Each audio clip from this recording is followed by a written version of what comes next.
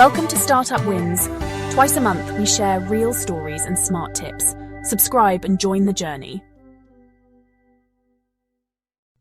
Welcome back to another episode of Startup Wins. Today, I have my friend Bill, and Bill and I already know each other, so this is going to be kind of a friendly talk. But Bill's had a rich history in startups and education, and I can't wait till we dive in. I think every time Bill and I have a conversation, it shouldn't be limited to an hour. But Bill, welcome to the show. Thank you, Brandon. Really appreciate your time and being here and looking forward to the conversation. Yeah, well, Bill, so I know you as I stated, but can you tell our audience who you are and maybe some of that startup stuff that I talked about? Yeah. So, I mean, my entire career has been in software and technology. I started very early on. Actually, I became right out of university a AmeriCorps volunteer, and I got stuck in a computer lab in an inner city school and started observing how learning technology impacted these kids' lives, and really got attached this idea of how personalization could affect an outcome for someone with their learning and how computers and software could actually do that in a completely different way than that was available to the masses in a different way. And that kind of started me on a whole journey. Ended up working for the software company that produced that product, which was Pearson Education, and then went on into corporate learning. Worked for some big companies, IBM Global Services for a bit, and some others, but really found that I was much more comfortable in earlier stage startups where I had much more of an ability with autonomy to be able to create and not only products and try to solve problems in the world, but also just organizational flexibility and things like that attracted me. And it worked for some of the larger learning and HR technology companies for a bit, and then found my way back, like kind of ping pong back and forth between larger and smaller and larger and smaller, but really found a home at kind of mid-sized companies that are producing solutions in the world. I actually did a little stint as early stage founder and started multiple companies, some in the HR tech space, some of them outside, just trying different things and playing, which is what I do a lot, is try to see what works and what doesn't, and what's interesting to people and what's not. Um, and found my way into your world to talk today about startups and all that. But it's been a heck of a journey. I feel very fortunate to have been living at this time when this just amazing opportunities to be able to create and actually go global from really anywhere. It's wild times to be alive for sure. Yeah, and you're currently doing what for our audience? So I am the CEO of a HR technology company called Cadient, and that is a basically an applicant tracking system and a set of technologies that helps automate through AI, streamlining the hiring process, the onboarding process, and then potentially retention. For a lot for of our customers are high volume hirers, like they retail stores and things like that have to hire a lot of people quickly, maybe even seasonally. So I do that. I'm also on the board of a company called Learny that is a community micro learning platform, which is about helping organizations, basically train their workforce. Think of it as like TikTok for workforce training. So I kind of keep my hands in a lot of different pies along the way, but that's kind of what I'm focused on today. Yeah, awesome. Well, I was going to ask you about Learny, in Mhm. case you weren't able to highlight that. So Learny sounds very interesting. Tell us a little bit more about how you, and I think it's your brother who runs the company, Yeah. right? Yeah, so we actually started it in 2021, and it was really based on a lot of things that had happened during the pandemic and watching kind of the changing way that people at the same time, not only did the pandemic happen, but you also had the influx of, TikTok University and YouTube University and these ideas of like user generated content is really um, a way to attach to contextual learning that wasn't like necessarily top down learning from an L&D organization, that they could leverage the knowledge of their crowd, of their workforce. So we started building that in 21, and then pivoted a little bit here and there and kind of came out in, I would say, 24 with the final kind of go to market product that we wanted to take to the market. In 23, we did a fundraise, friend and family, using a kind of a crowdfunding platform. That was a whole fascinating approach to fund. I'd never raised money that way. So we got a small infusion of capital to be able to kind of finish the platform and kind of spur on growth. And now we have customers, primarily deskless workforce customers. One of our largest customers is the Aurora Public Schools. They use it for teacher professional development. Micro credentialing is what they call it. So that's 6,000 of their workforce is using the platform. And then we have other customers that are using it, but they're all pretty much kind of deskless teams that are trying to learn kind of in the flow of work. Like I need to understand a certain task here. They're able to find it easily, you know, learn that task and then be able to go out and perform their job better. Okay. Yeah, no, I obviously have a little experience with it since you just Mhm. coached us recently on jumping onto the platform, and I have to applaud you and your brother on building something. It seems pretty unique. There's not a lot of competitors in this space, am I correct? Or are there, just out of curiosity? No, there's not. Like the nuance, like when you think about like, okay, a term like micro learning, right? It's like, well, everybody's got their own version of what that means, and they kind of come at it from a different angle. There are other micro learning platforms. There's other social learning platforms. But I think what is unique with what Learny's done is kind of put some AI, some social, and some and micro learning context, user generated content together to kind of create this kind of unique community that inspires engagement and all of that. And so um, I would say that's a very early stage still.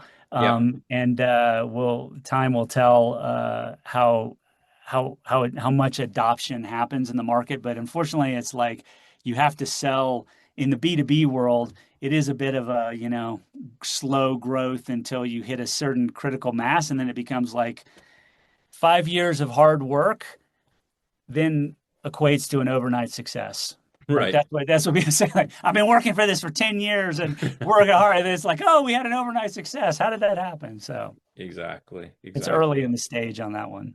Yeah, So 100%. Well, you've had lots of experience as you've stated, and I'm curious if you look back at all these experiences, or let's say you had to start a company tomorrow. What are some of the first few things you'd be like, okay, when I was younger, I did it this way, and now that I'm older, I'm doing it this way because I learned, I don't want to do that face plant as I did multiple times in the past. So tell us, and because you're in Utah, I can use faceplant, right? So yeah, right. That's right. Yeah, I mean, look, I think when I came back, I lived all over the country in the US and I lived overseas in Australia for a while. And when I came back in 2010, I really started building a bunch of different products, games, some companies that were like, yeah, I won't go into all the details, but there was a whole slew of things, probably about 7 or 8 different projects that I ran and launched and just tried out different things. And I learned so much in all of them. I don't know how much, you know, I needed to go through that for me. I think some people can learn maybe easier. I found out things like supply doesn't create demand, all kinds of things that maybe I would have learned in business school. I don't know. But for me, I kind of had to go through this process of trying a bunch of different things. And I do have a different perspective today on product market fit and what that means, um, and how to achieve it. And it really comes down to, a process of finding a pain and then building towards that pain. And if you solve a real problem in the world, then people will partner with you, they'll purchase from you, they'll be your customer. And I think the whole game is changing so fast. Right. I grew up in a world of SaaS and software initially, and then SaaS. And SaaS is in this kind of crosshair of like massive transformation, Brandon. Like it's the world where you were able to create a product that was cookie cutter and just lay down and kind of tell your customers, hey, you need to align with our product because it's a best practice. Like that ship has sailed in a lot of ways. And now customers want to hear, like, okay, yeah, I want to have a platform. I want to have stability. I want to be SOX 2 compliant. I want to have a support structure for the products that I implement. But I also don't want to lose the nuance that made my business special. And with the ability to vibe code things and be able to create MVPs in days, not months, you could actually create solutions, prototype them with customers, work in a SaaS where even the pricing of SaaS is now under pressure. So where I benefited greatly over my career of working for SaaS companies that kind of had a more rigid view of how to do customer success, I think that whole concept is changing before our eyes. Yeah, 100%. I built three websites yesterday in 5 minutes. Yeah, right. And the output was mind-boggling. And the reason why I was inspired to do this is because we were speaking to this younger gentleman who was going to potentially help us, and he quoted us, your typical, like Mhm. larger, per hour charge. And I was kind of like thinking to myself, well, you're pretty young, number one. Number two is that's the same exact price that I know I can get for, someone who's much more experienced and probably will pump it out much quicker. And so I was just kind of like, okay, I'm going to save 10 grand by just doing a quick search. And then I literally built out three. I went to ChatGPT. I asked who was out there.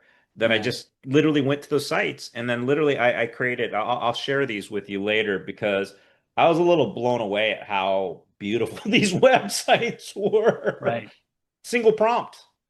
Yeah, it is amazing. I'll remember when this dates me, but in '95 I wrote my first web page, HTML, open Notepad, wrote a web page, and at the time I had been working for $10 an hour at this as like a level zero support guy or whatever, and answering phones. And they asked me if I could help with this project. And I'm like, well, what would you charge for it? I'm like, $12 an hour, I guess. And at the time, HTML programmers were making $100, $125 an hour, and all this stuff. But I was a kid and learning, and it was a great experience. It launched me into a whole development cycle there. So Yeah, yeah. yeah. Well, let me ask though. So kind of going back to that question though, like, are there any things? Obviously, it's very broad that I'm asking, but like Mhm. last night, I was spending some time on X, and we had a space, the audio, social thing where we get to meet a lot of people online, and we just talk about different topics. But it was the book reading of my book. We were in the fifth session, so we were up to about 15 chapters. But while I was reading it, I Mhm. started to think to myself, there's like five buckets of things that I wish I knew back when I started, Right. like meaning branding, like Right. choosing a short name. That's one, like learning is perfect for you guys, right? Whereas I Yeah. picked three words for my first, agency, and then I'm like, God, why did I do that? Or Googling something just to make sure you can see that there's nobody else who has your name, right? So Mhm. to start off a company. But what things have you discovered or remember along the way that you're just like, God, why did I do this like that back then? Well, I mean, I will say that I will never have a startup or a company again that has, more than two syllables. So I think of it in syllables. And Hmm. that was absolutely like when you get into the social world of like, I'm trying to not type a name that has, eight syllables or whatever. That's a bit grueling. So there's definitely that is funny, but it makes sense once you've gone through it and you've had to learn from that. I mean, look, I think the other thing is this isn't the startup game isn't for everyone. I mean, there's so many uh, you know, life priorities that people have that are just as important, right? Like we get to decide in our own lives, what's measure of success is or not. And I kind of have approached it as um, I I got pulled into leadership at these smaller companies primarily because um, if we didn't sell correctly, we didn't put a go-to-market strategy or messaging together, like it had a real-world impact on people, and um, and we would have to shrink the business. And I always say that, it's always much more enjoyable to be part of a growing business than a shrinking business, And after being on both and having to grow and shrink businesses, and it's so to me a sense of really responsibility that's Yeah. kind of drawn me into it. And so I don't look at it as I guess the chase for glory necessarily. There's a lot of mundane kind of things that I've had to do, um, and really challenging things that I've had to do. When I was part of Learning Technologies Group, we were acquiring companies, and we acquired three companies in my 3 years there, and it was 250 million in acquisitions in 3 years. And every one of those companies had flatlined, which is a whole nother, like they had grown a business and then they had kind of stalled. And you know, going in and restructuring those businesses and figuring out how to reboot them and get them back on a growth path and profitable, that was a whole nother path and lesson of turnaround that I had this opportunity. And so, from a startup perspective, like putting structure in place and having, being open to constant change, what works today probably won't work tomorrow, and it's a constant state of learning, um, and you have to be kind of up for that and engage and be sick enough to be excited by it, to be like okay, yeah, I want to figure out how to do this. Like went and did your own three websites yesterday, like that. There's a aspect of that that's like I put the world into creators and critics. And just like if you go to the social platforms, you have really 10 to 20% that are really the creators that are on any social. I think that plays in every kind of part of the society. A lot of people comment on things, but only the 10 to 20% are real creators. And if you fall in that category, then you're going to be creating, and you just need to give yourself some leeway that you're going to have a lot of bruises from that process because the world's not going to be kind about it. No, they So, won't. LinkedIn particular, by the way. So no, this is funny. Well, given that all that you've learned over the years about startups and literally the times that you did do the face plant, would you do it all over again if you had all this knowledge? I mean, I don't, I mean, I kind of look at it as an outlet that uh, like when I go exercise and snowboard or do all the things that I do, like it's kind of like, well, if I don't do that, I might have a real midlife crisis. Like that's so it is actually like expecting that I've actually done all this and I continue to chase it and hustle and all that. It's actually been how I can then go and be okay in other parts of my life with my family and my girls and and all of that because I've I've been able to address like compartmentalize like, my passions of, trying to learn and grow in kind of a healthy way compared to what sometimes I've seen people do are not so healthy, So, Yeah.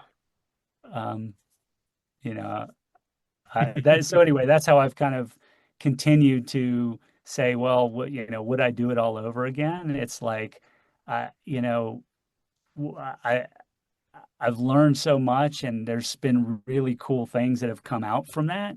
Um, that I don't see a way that I wouldn't just sign up for it again. Mm-hmm.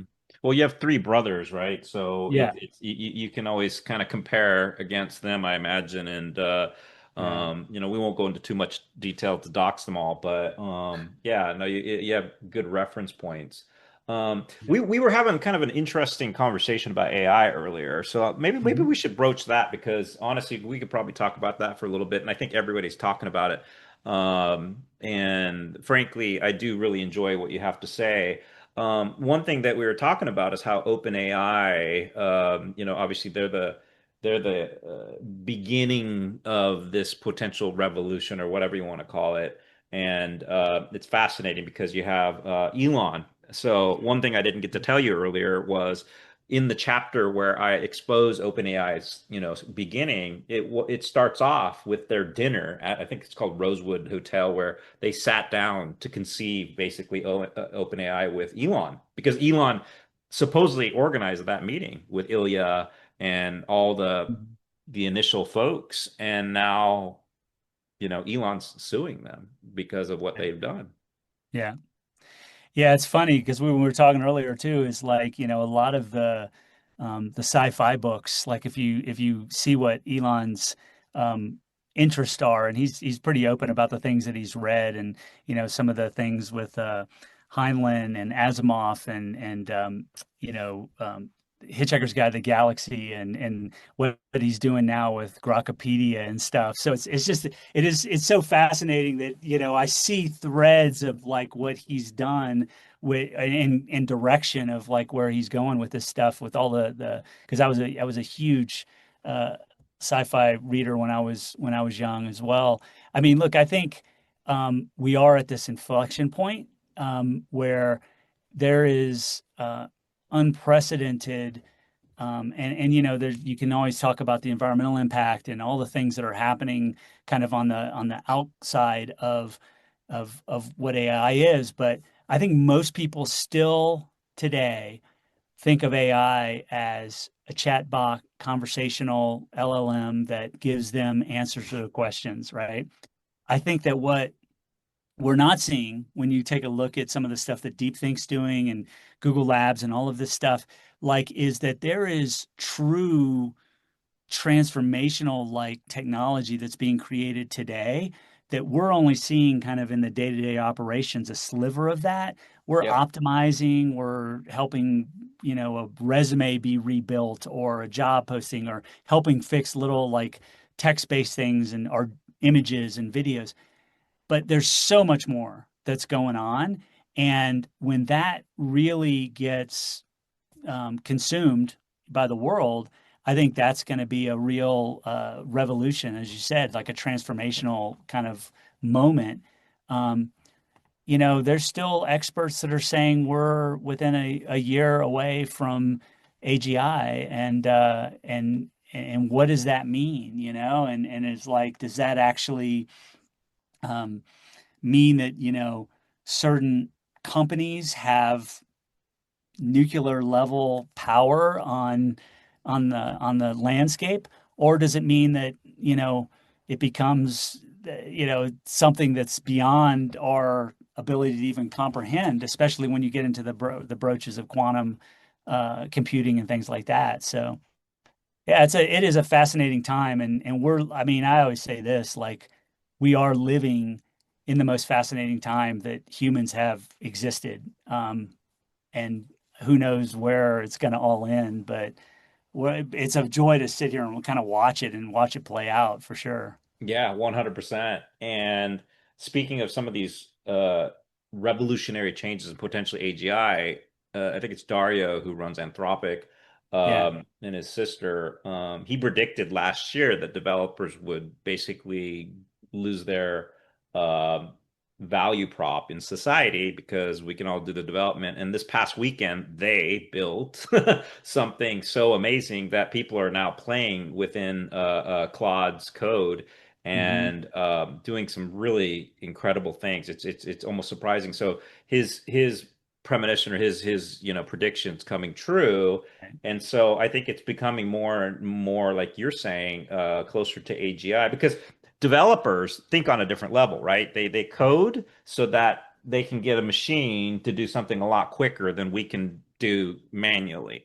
And Right. so they stepped it up. But now with AI being their toolbox, then they probably elevate their way of thinking, put a bunch of agents out there while simultaneously architecting slash conducting, this who knows what the hell. Excuse my French. Yeah, what do Yeah. you think? Yeah, I mean, look, I can tell you what's happening on almost every SaaS company that I'm talking with or seeing. They're leveraging um, AI to do sales. And like when you think about outbound SDRs or BDRs that are outbounding to try to generate leads, and you've got kind of two funnels for those that are new to the concept. You have an inbound and outbound kind of constructs of like trying to in marketing and you create different funnels and things like that. But you've gone from a world where you've had people picking up the phone and calling. Now that's conversational AI, which has gotten good enough that it people engage with it and respond to it. Or you've got outbound email exchange or LinkedIn request or whatever it is, whatever channel they're using. Those have become bodified and now their own creatures, and it's like it's going to be um, it's a completely different world to be able to launch a business, even a B2B software company, than it was a decade ago. It's just night and day of like what you have to do, and you have to be willing to also accept that whatever you're doing today, you're going to have to evolve that for tomorrow because Well, you know it's going to keep coming. OpenAI is about to relaunch their advertising, right? yep. So promoted, answers and the volume of what that looks like is going to be it's going to be really interesting. Yeah, So 100%, 100%. Yeah, I mean, I think they have about 1.4 trillion to make up for. So that's why the ads business is coming a little bit quicker than they right. probably had planned. Yeah, it is incredible, like what is happening.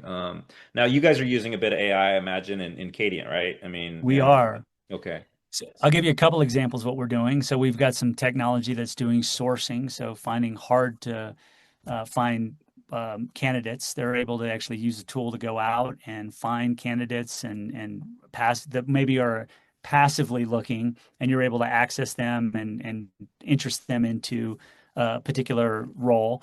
But we also have conversational AI that is doing either pre-screening or feedback. So, as an example, let's say you have a role for a sales manager, and then you're able to go out and actually have schedule a time where this AI bot calls the person, has a conversation that comes in, and then all of the way we think about AI is really AI assistant. Bias exists, human bias exists, AI bias can exist. But what you have to be able to do is give tools to a company to give them the ability to navigate better. And by the way I think about this is these companies are now having to use AI to fight AI because if you have a job that's being posted, um, and I'm going to give you another data point that just came out in a Forbes article this week in a second, but the AI is using the applicant is using AI to basically recraft their resume and submit it. So from a hiring manager, they see 200 unicorns. Like, this is amazing. Like, Yeah. these people are perfect fits. How is this possible, right? So then we're leveraging AI to actually go out and interview those folks and try to find the right ones. to thin down the pool so that HR isn't overwhelmed by an avalanche of applicants that really aren't real because they've been custom fit for their job. 45% of job postings are fake, is what Forbes came out with this week. And that's up from, I think, 2 years ago, they said it was 36%. Now, there's a lot of reasons why that's happening. There's reasons of HR groups are being forced to kind of leave job postings up. Some of them are legacy. Some of them, the company's shrunk in size. The teams are overwhelmed. So the company's saying, hey, we're still going to keep, we're looking for the right person. And then they just never fill that role, right? So there's all kinds of reasons why these things are, but that's massive, right? We already have a smaller pool of hiring that's going on. And if 45% of the postings aren't even real, that's just fascinating. And then the other way we're using AI, there's a bunch of analytics and all this kind of stuff, but then to create a feedback loop. So think about this. If you are a manager and you've hired someone, and let's say they don't like the job, the average tenure of a hourly worker in retail is 45 days. So what if you could extend that to 90 days or 6 months? Like it cost about $4,000 or $5,000. Let's $4,000 or $5,000 average to replace that person, lost productivity, hiring, retraining that person to get proficient in that job. So if you were able to reduce cost, increase retention, and create a feedback loop that didn't have manager organizational bias, which basically means they're complaining about the Twinkies in the break room, except the manager doesn't pass that up the chain because it doesn't matter to him or her or whatever, then that person leaves and there's another aspect to that, Brandon, where people, especially hourly workforces, are using boards like Indeed to have a constant inflow of opportunities that are flowing to them. So they're jumping from job to job because there's a concert on Tuesday, and I want to go to that. So I'm going to quit this job and go to my. So there's all kinds of these things that are happening, but we're offering conversational AI that actually helps a senior management take the pulse check of their workforce, which is very kind of new and different in the way that they've done it before. There's always surveys and stuff like this, but this is what we're finding. People are actually more open. And I think the numbers are 1/3 of millennials are actually more interested in being managed by an AI than a human now. Wow. That was another data point from a research that was done last summer. So it's just we're in this kind of world where things are like in rapid change, but we're trying to help organizations with what we kind of think is smart AI to help combat, all kinds of other AI that's out there that might not be beneficial to their businesses. Yeah, coincidentally, I was in Google Docs yesterday, and then I noticed this little icon on the right-hand side, and I clicked on it, and it said, optimize your resume. And so I was like, what's this? And so Right. you plop in your resume, and then when you click on that thing, it opens up a field where you paste the job description into the field, and then it optimizes your resume for that job description. So exactly what you're saying, which, that was Yeah. the first time I saw that. And I was like, okay, this is interesting. Maybe I'll go test this out and apply for like 3 or 4 CEO jobs. But, There you go. Exactly. but, And that's what's happening, you yeah, know? So yeah, the hiring teams around the world and in the US and are besieged with this thousands of resumes that are coming in that look great and they can't delineate anymore. I think there's something like I think it's within the first 5 to 10 seconds that a recruiter sees a resume, they make a decision on it on a whole host of things, pattern recognition, right? That's what I'm talking about with human bias is actually more, actually can be more biased than AI but if you train, you have to make sure you train. There's a big lawsuit going on right now with Workday because they were auto rejecting people without human interaction. And so we're very careful about that kind of thing because, it's actually it's all set to go to trial in March, but it's we have to be sure. And if you go back to EEOC and discriminatory hiring practices, that's the whole reason that applicant tracking systems kind of exist in the current state that they do, because you have to be able to prove that you don't have discriminatory hiring practices. Well, AI can actually help with that if Mm. you kind of train it the right way and use it the right way. On the other side, if you don't do that, it can have like kind of horrible consequences. So Yeah, it comes down to how people um, utilize the technology. Less than it's kind of like, is a technology good or bad? Well, it depends on the people that are behind the trigger, I guess, in a lot of ways. exactly, You know. exactly. As I mentioned at the top of the show, you and I, we could probably talk for hours on end if we ever have the opportunity. So what I will do is I'll ask you one last question though, Okay. regarding startups, and then jump into kind of our standard questions that we love to ask our guests. So if you had to tell your kids, you know, this is the one tip that I want to give you before you start any company, what would that be? Like what one, you could have three. It's up to you, but like what are some of the major big like things that you in your career in starting companies you would say, hey, I won't say if you have girls or boys because no need to dox, but what would you tell them? Yeah, I mean, I think the number one thing is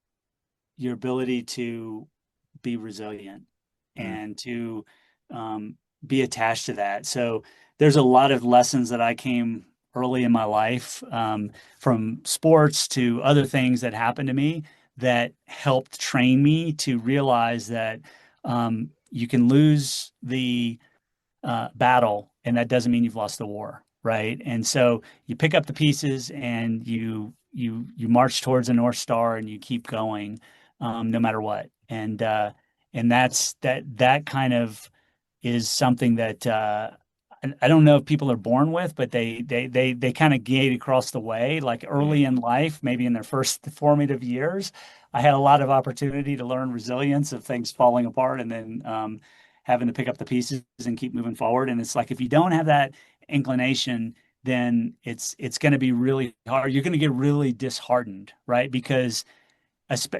the classic thing in sales is you're told no, 100 times to every one yes, if yeah, not 200 times, right? So exactly. you have to get comfortable with like, oh, okay, no, okay, fine, move on, move on, move on. And that resilience will carry you a long way. And then because at the end of that, during that process, there's timing and luck, Hmm. and things happen when you're resilient and you suit up and show up every single day. And then all of a sudden, like I said, you have this amazing, after 10 years, or whatever, you're like, oh, that was an instant overnight success. And it's like, well, sure, that's what maybe what it looks like to everyone, my friends and family, but I just, I've been showing up a long time, so to get Yeah. there. But Yeah, anyway. it sounds like the regular backup quarterback story, right? Who gets told to play in the Super Bowl, and then their career becomes this amazing thing. Actually, it's a very common theme. One of our Mhm. episodes, Ellie keeps on saying that you need to be that blow up doll where it just goes down and then gets right back up Right. constantly. And last night when we did the reading on the book, the story behind the founder of Zoom, he applied for his visa to the United States 9 times. He got it on the ninth time. Right. So, he got 8 rejections before he could even come to the country. That ended up becoming, the base for his new company. Well, Bill, those are great thoughts, and thank you so much. So, like I said, we like to end the show. Funny enough, this next question is related to resilience, most likely, Mhm. but what you've had some hardships, as have all of our guests. What's some of your best tips? So you say, you need to be resilient, but how do you be resilient? Because you know those things are to keep on coming at you. So what do you do? Yeah. I mean, look, I think there's a bit of in any person that gets attached to early startup or mid startup life. So it's kind of an OCD type mentality that happens, you know. I mean, for me personally, like everybody has their own kind of cross to bear and they find their own kind of like what caused them to be open to that. Me, you know, when I was young in life, I had struggles with addiction and all kinds of stuff. And I got clean and sober when I was very young. And so I kind of like became much more of a um, attached to other things, right, in life that I wanted to do because I got freed from that. And that was really a transformational kind of moment for me at that point. It was my 20s. Um, like, so when you look at where your life could have gone and you have this perspective of, wow, every day is kind of a gift because I didn't have like this moment of you know, it could have been really dark, sad, and in badly, or oh wow, I get an opportunity to do this and this and this, and it becomes like kind of um, a joy. I'll just tell you this one story, and because I was so nervous when I was working for a software company. I was in Australia implementing something for the Australian Department of Defense with the team. We had sold them a big learning project, and I'll never forget a friend that I worked with, my colleague. We got some bad news in, right? That we had to tell the customer some bad news, Hmm. and we weren't going to be able to do what they wanted, and it was going to cost $1 million, and they just couldn't do it. And I was like, oh, I was all bunched up. I was all bunched up about this, and was it was the right thing to do is to communicate this the right way to the customer for the company. But I kind of froze. I was like, I don't know. And my friend Samir was like, oh, let me do it. I want to do it. He was like almost excited to tell them bad news. And I was like, I couldn't get that much. I was like, don't you care what they think or they're having? No, no, no, Bill. I want to do this. I want to do it. And I learned so much from him because it was like, you know, what he wasn't emotional about it. He was just factual and he executed on what was in the best interest of the company and the project and all of the things that we needed to do. And I think that's such an important kind of being able to compartmentalize that way is huge with respect to, you know, what we're talking about, because then you can say, well, like I have to go in and do these things. You know, and it is for the best, and I have to do it because that's what's going to allow the company to progress and be successful. And you can kind of that's what's helped me from a perspective of like not being as emotionally attached. Mm. I mean, you have still emotionally attached. You never have these things without you're a sociopath if you're not. Like if you have to let someone Yeah, go and you don't feel it, then you're probably not in the right role. Like if you don't feel it exactly. and you know, you probably should be in a different kind of role if you get off on that kind of thing. But anyway, that kind of idea of compartmentalization helps of like, okay, this is what needs to be done, and then willingness to go do it, even if it's, you know, not the fun thing to do. Sure, So, sure. Great, great. So the last three are pretty easy. okay. So who would you call a hero? Do you have a hero in your life? Um, you know, look, I think I don't tend to idolize people or things. Like I think um, there's people that I've met that I respect greatly. That one of the board members of LTG had this amazing story and talked about how he grew the business. I won't even mention his name because no one would know him. He was kind of buried in the UK um, super rich group, I would say at this point. But there's people that I respect of what they've accomplished, certain things. Like I mean, obviously Elon Musk in our time has created this amazing. Um, you know, I'm a big fan of Ryan Cohen and what he did for Chewy, which was an early stage startup that he grew to a massive exit. Now he's turning around the GameStop story, which is fascinating in its own right, which I just love watching what he's done. So I have a ton of respect for what some of these folks have done.